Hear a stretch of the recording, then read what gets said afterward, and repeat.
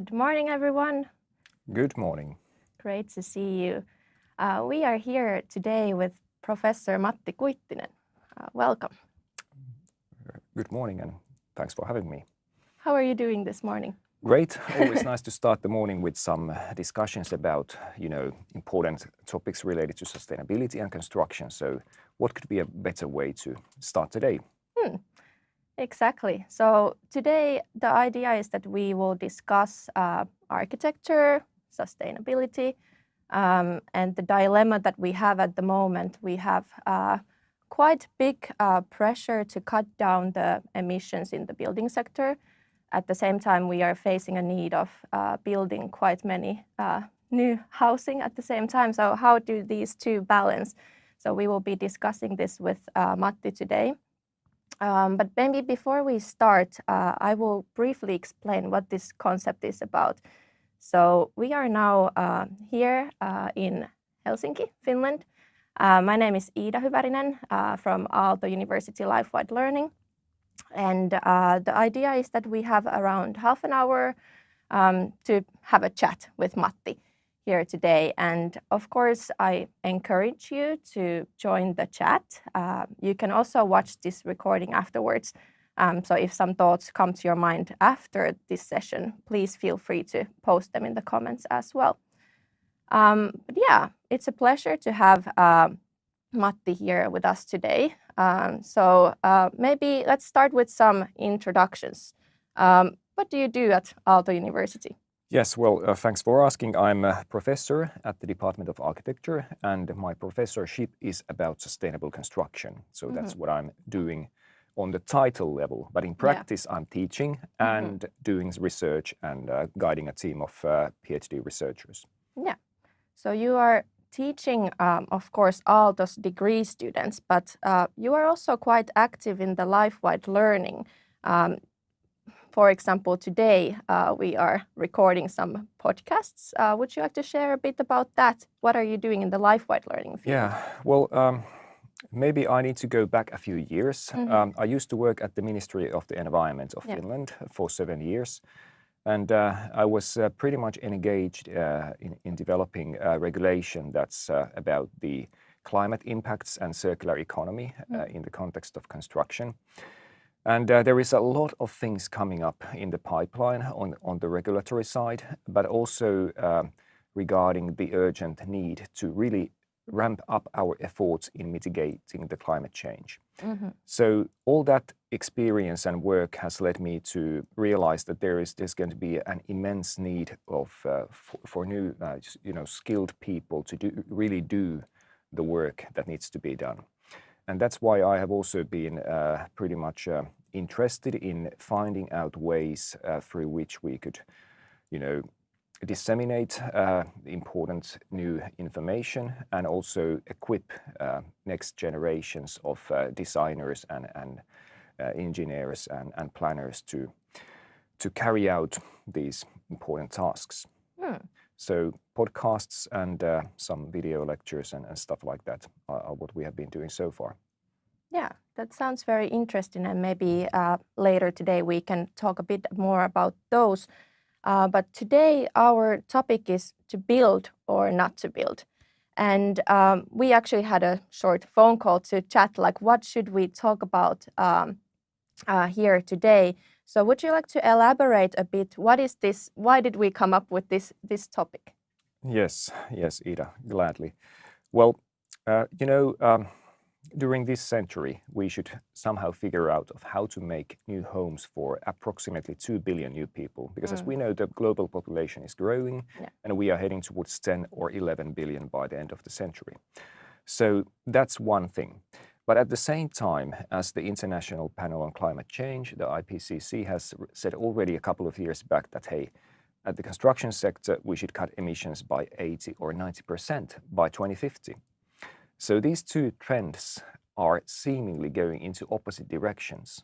And at the moment, as we see that how are we responding to the increasing construction needs, we are seeing that the consumption of construction materials is growing faster than the global population. And this is an issue not just for the sake of consuming resources, but because of the associated greenhouse gas emissions and the associated biodiversity loss. And these are the serious things that we should quickly tackle while providing safe and sustainable homes for the growing population. Yeah, that's quite a challenge to tackle. Maybe I would like to paint the picture. So at the moment, the construction sector, what is the magnitude? Like how is the construction sector contributing to climate change? Well, the common numbers are that the construction sector is causing, or the built environment is causing some 1/3 of all global greenhouse gas emissions. So it's a key contributor. But if we look at just the resource consumption, half of annually extracted raw materials are used in construction. And this resource use seems to be increasing because of a number of reasons. As I mentioned, there is the population increase. We need to have new homes and schools and roads and what have yous. And then we have the aging infrastructure. Then we have the more frequent weather damage. And then unfortunately, we also have the rising sea level. And all these things are like pushing forward towards more resource consumption.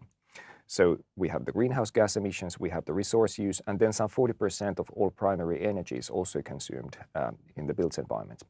So you could interpret these numbers in a way that, oh no, all is lost. There is nothing we can do. But I would like to offer an alternative reading to them. If one sector is so powerful nowadays in the resource consumption, then it means that through good decisions within that sector, we can also do so much good.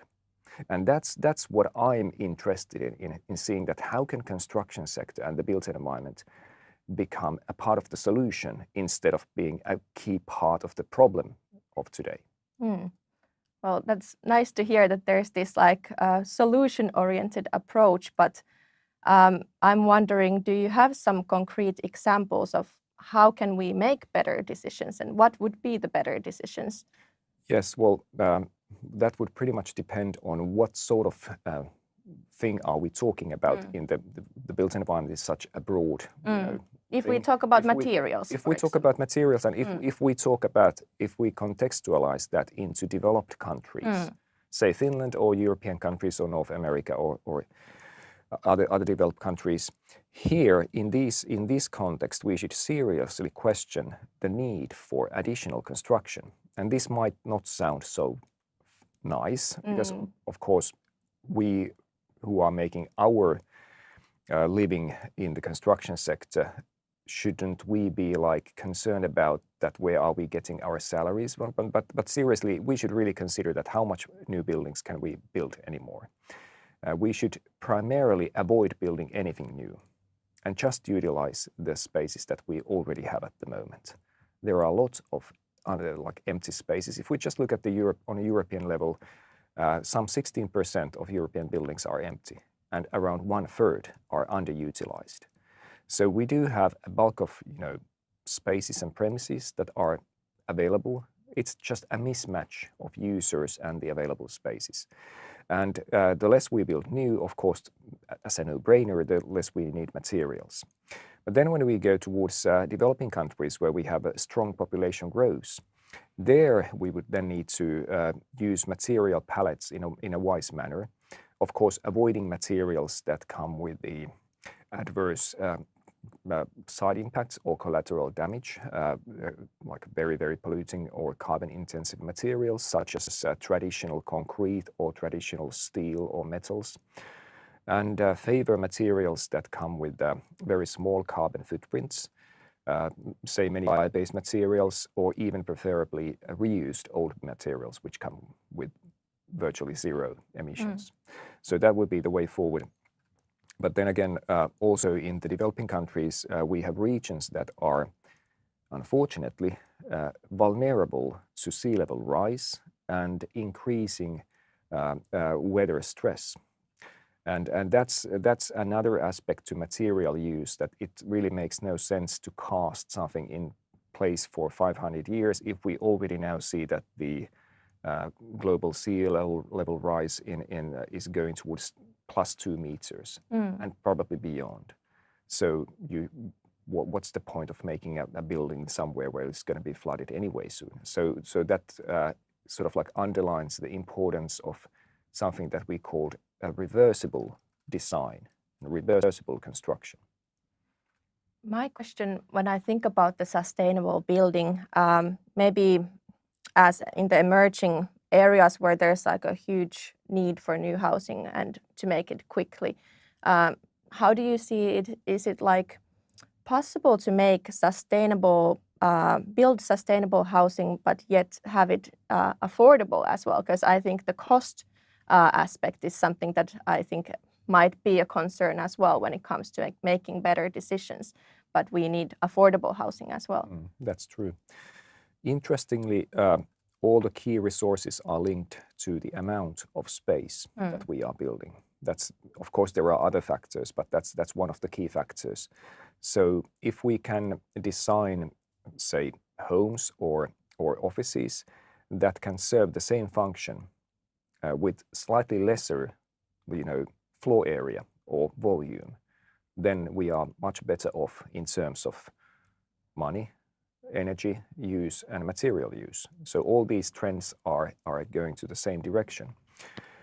But of course, the term affordability itself, what do we really mean by that? Is it affordable if a real estate developer could settle with slightly less marginal income? Or is it affordable if there is less environmental collateral damage caused? And one of the issues that we are facing today in our current linear economy is that we are mostly only looking at the economic side of the equation and forgetting the social side and the ecological side. So this sort of like triple bottom line approach, as it could also be titled, is something that we should definitely bring into the discussion when we talk about the affordability of housing and affordability of construction. If somebody has the money to pay for it, or if somebody's bank trusts that somebody and gives the money to pay for something, it's rather distant from what is affordable for the future, for the well-being of the future generations. And then that's more tied to the social and ecological side of affordability or sustainability. So sort of this longer perspective into this is a very interesting point to consider. So now we are in Finland. I understand that the challenges are quite different when we talk about different geological areas. In Finland, what do you see, or in the Western countries here in Europe, what do you see as our biggest challenges and what needs to change? For example, recently on the Helsingin Sanomat, I noticed that you were there talking about this trend, sort of what we have at the moment. We are demolishing some buildings and then building a new building at the same place. But what is the point of this? How do you see this challenge now in this, especially here in Finland? Well, Finnish challenges maybe are related to the mismatch of buildings and their users. And as Finland is a country that has rather recently, urbanized, we still have people moving from other parts of the Finland to a couple of growing cities and regions, and other parts of the country are getting emptier and emptier, which means that the spaces that are there and the buildings that are there are less maintained and are in the risk of becoming problematically empty. And how to utilize that sort of like that building stock that's in regions where people are getting out is a real issue. But then in the growth centers, there seems to be, of course, the temptation to demolish old buildings if you can make something that is seemingly more profitable instead. And that's what's happening in the center of Helsinki in too many cases, that the economic side of the equation dictates that, yes, we're going to just rip off this old building because it's going to cost this much to run, and it's only going to bring in this much of income through rents or something like that. And in the economic side of the equation, it might look more lucrative to put a new shiny building there and for the next 25 years you would get very nice income. But then if we forget the economic side for a while and think about that, what's really like meaningful and what's really important, and that would be to stop the consumption of finite resources as fast as we can, like yesterday, and stop the consumption of fossil-fueled resources as well. And then from that perspective, the equation looks rather different. We should utilize existing infrastructure that's still technically fit as long as we can. And also, maybe even should we adjust our preferences to the existing, spaces and buildings instead of doing the otherwise. Because now this sort of like linear economy, its logic, and also it's sort of like rationalizing has led us into this sort of current, state of the world where we are in crisis. And I'm not so certain that we could solve these issues if we followed this same sort of rationalizing. Yeah, and we know that it's quite difficult to change the human behavior. So how do you see that? Because the changes need to happen, and like you said already yesterday, we should have been making better decisions. So how do you see, what is the role, for example, of the regulations? Should we update those in some way to guide the people to make better decisions? Yes, well, certainly, and luckily that's also something that has already taken place, and it's taken place. If we think about the European regulatory development, that's at the moment there are lots of good things happening. Something that has a boring title, the Energy Performance of Buildings Directive, is anything but boring when it really will be implemented. This is a directive that's currently in revision, and when it's then finalized and gets implemented, it's going to introduce hopefully a roadmap for decarbonizing the building stock and setting also possible greenhouse gas or carbon footprint limits for European buildings. That's one thing that I see as a very, very positive trend. But of course, this sort of like much needed regulatory change comes also with the need to update our skills.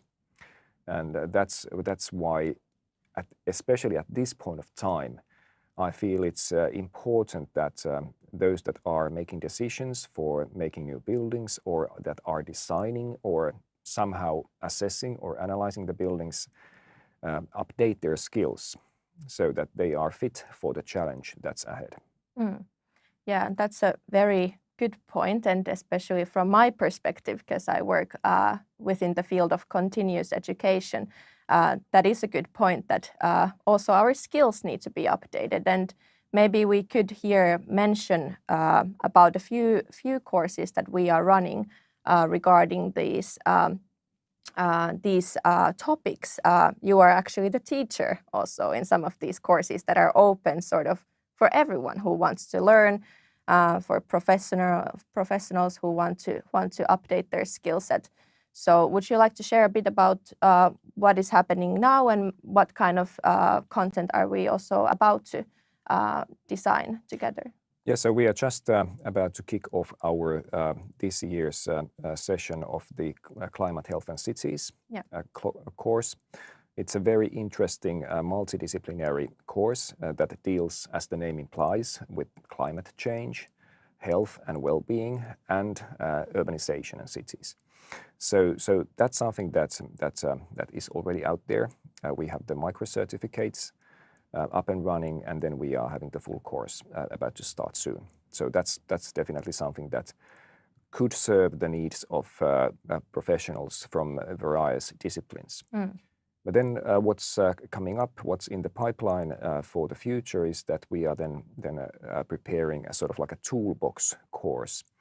And that's aimed for those professionals who are keen on quantifying that is this or that solution better or worse if we look at, say, carbon footprint or material consumption or energy consumption. And that's a course where we will, teach of step by step. How do you assess the carbon footprint or material consumption of this or that, building component or a building design? And that's something that is a skill that, as we discussed, the regulatory development is something that would be in high demand. Because if in the future you wouldn't get a building permit without having a declaration that your building doesn't exceed a certain carbon footprint, then of course that's a new basic skill that professionals would need to handle. Yeah, and I assume if, let's say, an architect has studied 10 years ago, maybe this wasn't part of the curriculum back then. No, but luckily it's not rocket science. It's something that's actually relatively easy nowadays with the help of our digital tools. Because architects and engineers are designing the tools, buildings with help of digital tools. We are virtually building them before anything happens in the physical world. And that virtual act of building the building gives us sufficient amount of information for optimizing and iterating between different options and their climate impacts and energy consumption. So I think that we are in a lucky position that there are already existing tools and processes that can be utilized. So we don't have to wait for people wearing white coats in a lab to come up with a set of new silver bullets. We do have the tools for making better buildings. Yeah, so the solution exists. We just need to learn how to use these tools and start utilizing them. But I would like to say that there are tools, but and we can learn how to use these tools, but maybe reflecting our values and reflecting that what sort of future do we want to build and to try to make oneself a vision of what would be a good future for the next generations. That's something that maybe has higher priority in my view than just the skill of learning the tools. Tools are essential. That's like the everyday work. But what gives motivation for doing that everyday work is the shift in values. And that's something that, of course, we are seeing among young professionals, but increasingly also with company managers and product developers who really want to do something good. And now we would get back to the immense environmental impact of the construction sector and the possibility of interpreting that the other way around, that with even with like steady and even with incremental changes in each construction project, we can do so much good just because of the immense scale of construction worldwide. So that's something that of course requires that we reflect that what are the values that guide our daily decisions. Because there is no one single individual in construction project who could ensure that it's going to be sustainable, whatever that means. But it's a process in which several individuals are involved, and if everybody plays their part, the results can be very promising. Yeah, that's a good point. And maybe just to share with our audience here today is also that these programs that we offer within the field, they are online programs. So we are definitely not only inviting people who are residing here in Finland to join. I think there's also value of like having people from also different countries joining in and sort of sharing their experiences of what is relevant to their context, because as we discussed, the challenges might be quite different if we talk about now Finland and then if we talk about some other part of the world. So that's something I wanted to also share. Maybe I would like to ask you also, well, this topic is very interesting, and also for people who maybe don't even know about this topic much, we can offer some interesting insights within a form of podcast, for example. So the reason why we're here today also is to, after this, to kick off the podcast recordings of your new podcast. So would you like to share a bit about that? What is it all about? Yes, today we are starting the season 2 of a podcast series called Sustainable Building Saga. The season 1 is already out there. And this is something that is the podcast of the Nordic Bauhaus program. I can explain what the Bauhaus in this context means a bit later. But anyway, we are interviewing interesting individuals who are working in the design of buildings or in the sustainability sciences or in the policy making or even politicians who have different perspectives of how should we and how could we build a better future. And it's related to a European sort of like a broader project or initiative called the New European Bauhaus, which of course refers to the old original Bauhaus, not the hardware store, but the famous architectural school that was founded in Germany 100 years ago. That was very radical and very multidisciplinary and had a long-lasting influence during its short life for all modern design and architecture. And now the quest in this new European Bauhaus is to utilize the latent potential of arts, design and architecture and culture for really ramping up the potential of the construction sectors to solve these global crises. And this is where the podcast sort of like resides in this sort of context. You had some nice story behind the name of the podcast. I remember you shared it earlier. Would you like to share a bit about that? So the Nordic Building Saga. Yeah, Sustainable Building Saga. The saga is of course a term that refers to the old Nordic way of telling stories and also writing them down. So when I was in high school, I was, for some funny reason, I discovered these Icelandic old sagas and started to read them, and they were like rather interesting to read something that was written like or that was originated like 1,000 years ago, and it was still somehow inspirational in those days when I read it, and now the idea would be that because this is initiated by the Nordic countries, this podcast, that if this could become another episode in this Nordic sagas that might be relevant for the whole world. Yeah, and that's very, very interesting. And on Spotify, you can find and go listen to this podcast and already check out the first season, and then during this spring find the new episodes. I noticed that time is running. I think this topic is something we could talk about for a long time. And I hope everyone has also enjoyed the conversation on the other side of the camera. And I really hope that you will be also joining the discussions and sharing your thoughts and feedback on what you thought about this discussion. Maybe I would still like to ask you, is there something that we didn't cover here? Is there something you would still like to share, some advice or some thoughts that we didn't discuss yet? Well, Ida, it all comes down to individual, decisions, and I hope that this is something that we don't consider as stress or burden, but as an opportunity. And learning new things and exploring new ways of how we can really contribute to the well-being of humans and non-humans. I feel that that's inspiring.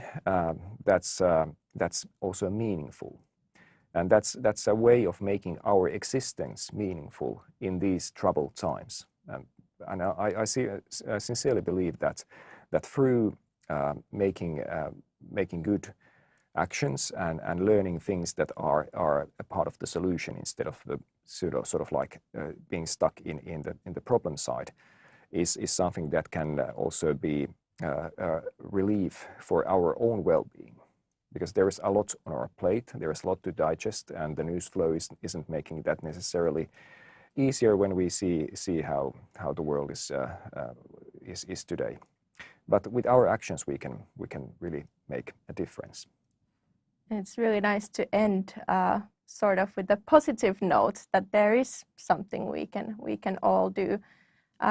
Thank you so much for joining us today, and let's continue the discussions on the courses that you are teaching, and let's dive a bit deeper also in the podcast episodes that we will be recording also later today, actually. Yes. Thank you. And thank you everyone for watching, whether you were here with us live or if you're watching this at some other time.